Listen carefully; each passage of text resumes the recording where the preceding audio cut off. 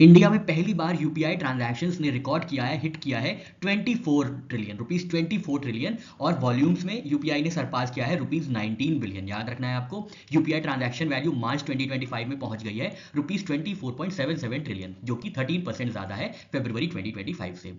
और जब वॉल्यूम की बात करें यूपीआई ट्रांजैक्शन की, तो ये हो गए हैं 19.78 बिलियन रुपीज, जो कि ज्यादा है 14% फरवरी 2025 से।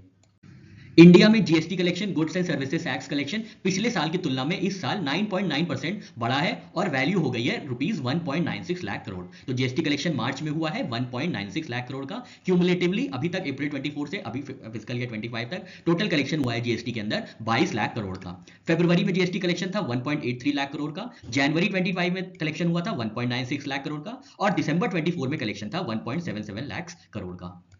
आरबीआई 1 अप्रैल 2025 को सेलिब्रेट कर रहा है अपनी 90th एनिवर्सरी। याद रखना है, 90वीं वर्षगांठ मना रहा है reserve bank of India. Reserve bank of India को स्टैब्लिश किया गया था 1 अप्रैल 1935 को। ईयर याद रखना है और डेट याद रखनी है। फाउंडिंग एक्ट क्या था? RBI act 1934। पहले गवर्नर जो थे वो थे सर ऑसबॉर्न स्मिथ, जो कि ब्रिटिश गवर्नर थे। पहले इंडियन गवर्नर थे sir C D Deshmukh.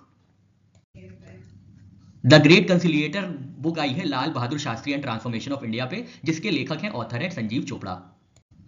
Tennis Miami open 2025 जीता है आरियाना साबलांका ने। इन्होंने ये खिताब जेसिका पेगुला को हरा के जीता है, टेनिस मायामी ओपन।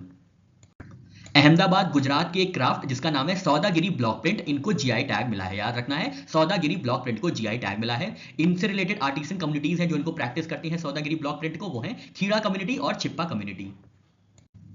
फ्रेम टू मिशन का डिस्कशन करते हैं, बहुत इंपॉर्टेंट है। फ्रेम टू मिशन को कंडक्ट किया जा रहा है स्पेस एक्स द्वारा। इसमें रॉकेट जो यूज होगा उसका नाम है फैल्कन 9 रॉकेट। ये इंपॉर्टेंट क्यों है फ्रेम टू मिशन? क्योंकि ये पहला ह्यूमन स्पेस फ्लाइट होगा जो कि अर्थ की पोल्स पे ऑर्बिट करेगा, इसलिए ये बहुत इंपॉर्टेंट हो जाता है फ्रेम टू मिशन। World Autism Awareness Day observe किया जाता है 2 अप्रैल को। इस बार की थीम है advancing neuro diversity and United Nations sustainable development goals. इसको पहली बार स्टैब्लिश किया गया था 2007 में, वर्ल्ड ऑटिज्म अवेयरनेस डे को।